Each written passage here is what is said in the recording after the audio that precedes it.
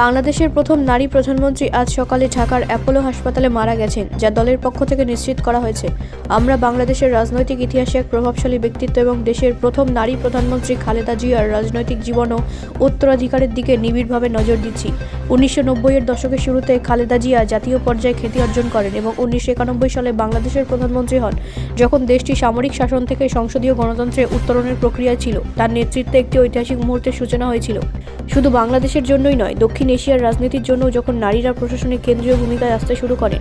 বাংলাদেশ জাতীয়তাবাদী দলের চেয়ারপারসন হিসেবে খালেদা জিয়া 3 মেয়াদে প্রধানমন্ত্রী হিসেবে দায়িত্ব পালন করেন, 1991 থেকে 1996 পর্যন্ত, আবার 2001 থেকে 2006 সাল পর্যন্ত। তার মেয়াদে সরকার অবকাঠামো উন্নয়ন, শিক্ষা সংস্কার, গ্রামীণ বিদ্যুতায়ন, সম্প্রসারণ এবং বাংলাদেশের বৈদেশিক সম্পর্ক জোরদার করার উপর মনোযোগ দেয়।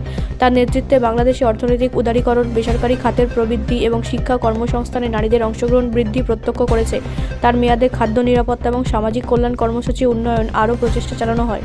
তবে খালেদা জিয়ার রাজনৈতিক জীবন বিতর্ক থেকে মুক্ত ছিল না। ক্ষমতায় থাকাকালীন তার বছরগুলো তীব্র রাজনৈতিক প্রতিদ্বন্দ্বিতা দ্বারা চিহ্নিত ছিল, বিশেষ করে শেখ হাসিনার সাথে, যা দেশে একটি গভীরভাবে মেরুকৃত রাজনৈতিক পরিবেশ তৈরি করেছিল।